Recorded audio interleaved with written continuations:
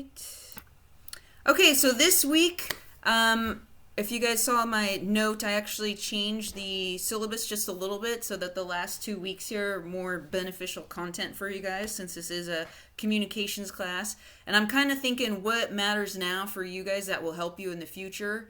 Or in the immediate future. So elevator speeches is a great thing to learn and know for all those networking events that you're not going to right now. But it's also great when you meet people virtually, you meet people anywhere on the street. I know some students of mine in the past who've been servers and who've met business people who they were serving at a restaurant, and they're like, wow, I wish I knew what to tell them about myself. So practicing that elevator speech is just another way of learning and practicing public speaking as well. It's great for job interviews, job fairs. There are a lot of job fairs still going on virtually right now. So we're going to do that one first. So the learning objective really is to discuss the basic parts of an elevator speech, create an effective elevator speech, and to actually practice it with each other in your groups today. So what is an elevator speech? For those who may not know, it's a brief message or what we call like a commercial about yourself. It communicates who you are, what you're looking for, and how you can benefit a company or an organization. So if you're an entrepreneur, maybe you're talking about yourself, your product or service. If you're a sales rep for a company and you're going to a convention or a trade show, it's a way of saying what you do for the company. It's about 30 seconds long, so very short, and it's about the time it takes to ride an elevator. That's why they call it elevator speech, right? No longer than a minute. A minute is way too long. You want to keep it at about 30 seconds. So you actually have to get a lot of information out in 30 seconds if you think about it. So you can use this at networking events, job fairs, career expos, job interviews. I still have to use it all the time in my Zoom networking meetings. So, what is in an elevator speech? So the basic outline for an elevator speech is saying who you are. So we always start with, hello, my name is Isabella Janovic from Janovic Communications. And you always want to end with that statement as well, because people may not remember what you said in the beginning. You got to repeat it. What do you do? Be friendly, outgoing, be positive, smile. What do you offer? The products or services. Think of what the problem statement is and the solution that you provide. So, for example, Janovic Communications, I'm a social media marketing strategist who helps small businesses and nonprofits who don't have the budget for a full-time social media resource. So that's the problem, is small businesses that don't have a budget for a full-time resource, and I'm the solution because I can come in there kind of like part-time. What are your differentiators? What makes your service or product unique? What are the advantages of working with you? I tell clients that I'm not an agency, so I'm less expensive. I'm more, as an employee, a contractor, I can show up to you more personable, build a better relationship, and I know your niche in your industry, and I'm passionate about your company. How are you different from your competitor? Kind of the same thing. How do you work? Give an example or tell a story if you have time in those 30 seconds. And then a call for action. So at the end of your speech, do you want a business card, a referral, or an additional one-on-one? When we're in the business world and we go to networking events, we always ask for an additional one-on-one, and that's when you guys do either a private phone call, just one-on-one, or maybe you go grab a cup of coffee and meet each other one-on-one to learn more about the other person. So how to write an elevator speech. So you want to write down everything that comes to your mind. Just flood it paper, type it out. Step 2 is to cut out all the jargon and the details. So get to the good stuff, the keywords. Make it strong and short and powerful sentences. Eliminate any unnecessary words. Make sure you're not repeating yourself, except for saying your name and company name. You don't want to repeat yourself. Connect the phrases to each other. Your elevator speech should flow naturally and smoothly. You don't want to rush it. So even though you have 30 seconds, you don't want to rush it. So you need to make sure that you're keeping the key concepts and points that you want your audience to know. Memorize those key points and practice. Practice in front of the mirror, practice in front of a video, practice in front of family, friends, and then go out there and actually practice at a networking event. Doing it on Zoom for now. And then some people join clubs called Toastmasters where you actually practice public speaking. You can do something like that. If there's clubs on campus, you can do. It's all about practicing. So we're going to practice today, so you'll get a chance to do that. Step 5, have you really answered the key questions of your listener? What's in it for me? So how are you giving value to that person? And the last step, creating different versions for different business situations of your elevator speech. So you might have one elevator speech for networking events, you might have another elevator speech for career fairs, and a separate elevator speech for job interviews, right? Basic tips on writing your elevator speech. Keep it short. Again, 30 seconds. Remember, you have really short attention spans too. And if you're at a networking event or a job fair, you're going to be repeating this elevator speech over and over again. You don't want to be stuck there standing and talking to the same person. You want to be able to move around the room.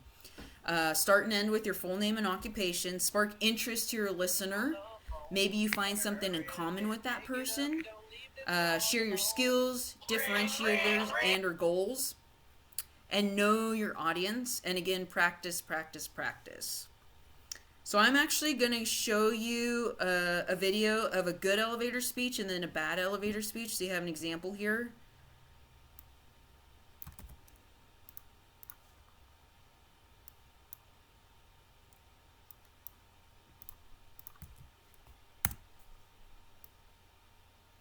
Hello, my name is Andrea Can you see Fitzer. the I am YouTube studying screen? marketing at the University of Texas at Dallas. No, no, I am a Okay, let me share this differently then.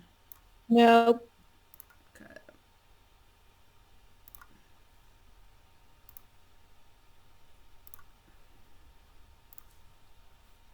Now you guys can see it? Yes. Yeah. Okay, great, thanks. Okay, so this is a good elevator speech. Hello, my name is Andrea Fitzer. I am studying marketing at the University of Texas at Dallas.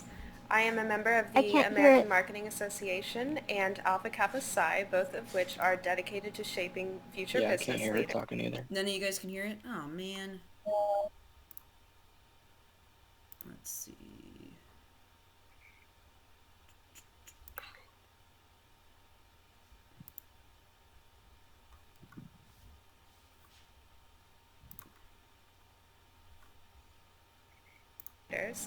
I hope to incorporate my business knowledge into I consumer still trend can't hear it. Still can't analysis hear it? and strengthening.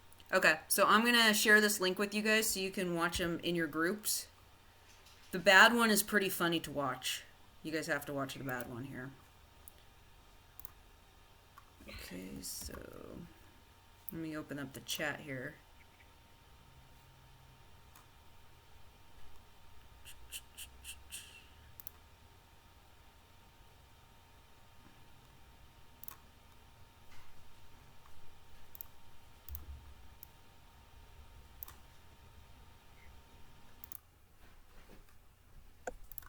That was fun. All right, yeah, what'd you guys think? Makes you think about what to say about yourself in 30 seconds, right?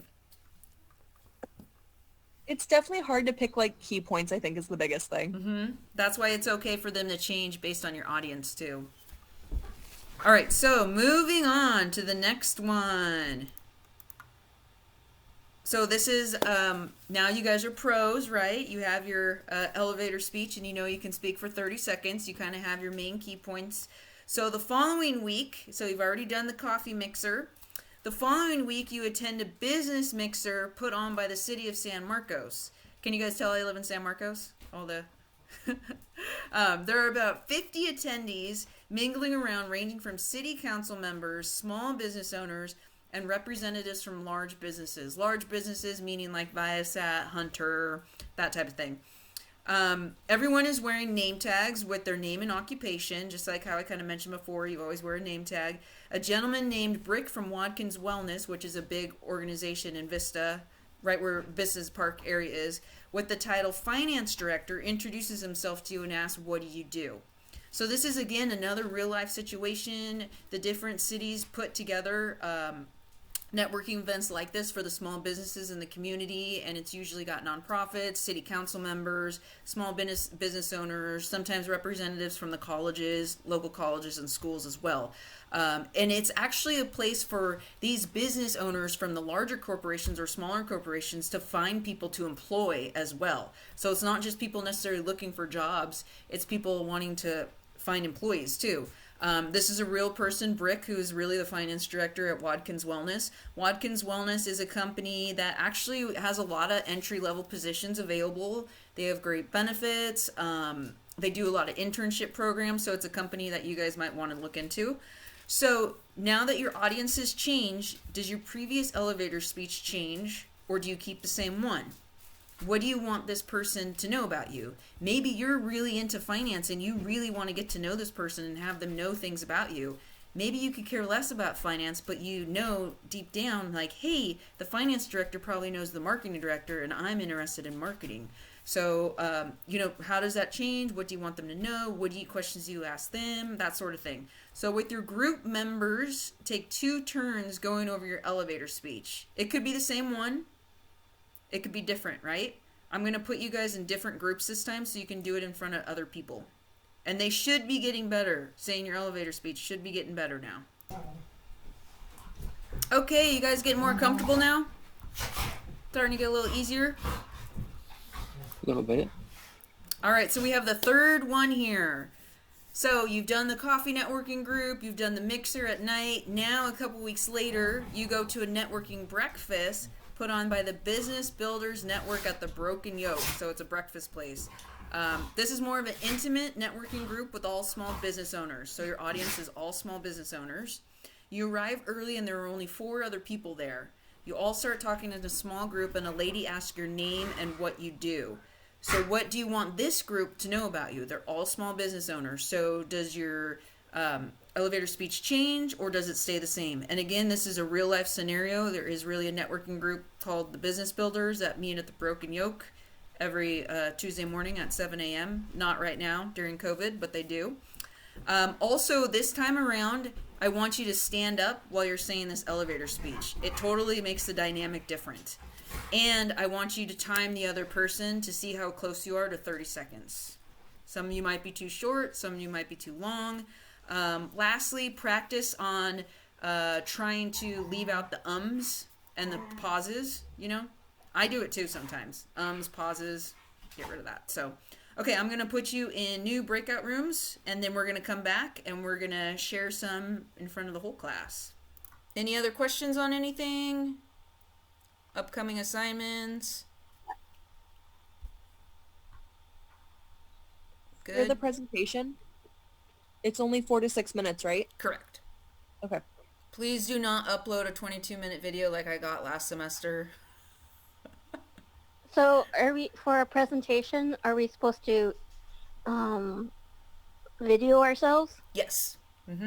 Because normally you would do it live in front of the whole class, like a live presentation. So we're doing video instead. And all the instructions are on Canvas. This is not a video production class.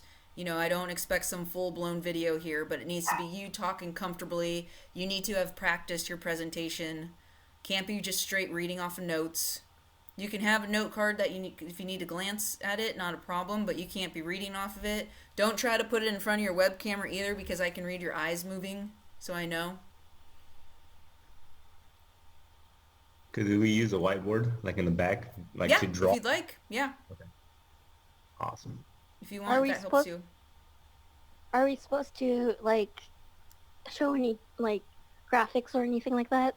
If you'd like, but if you want to do something on a whiteboard or hold something, that's fine, but there's no slides in this. I want you guys talking. So you can't just turn it into a PowerPoint presentation. That won't work.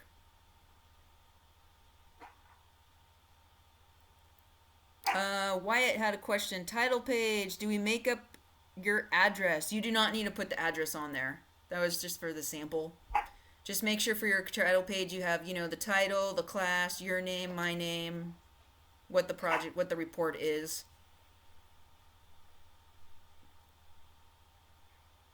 I have one other question. Is this based off of our analytical report? Mm-hmm. So it's just an extension of that. Yes. Yes. Okay. Yes, Harrison, that's for the assignment for tomorrow, the title page. And then the presentation's next week, so you have an extra week on that.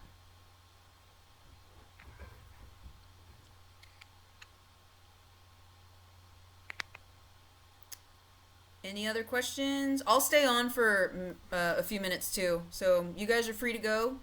Have a good weekend. Hopefully you're not up all night tonight and tomorrow doing your analytical report.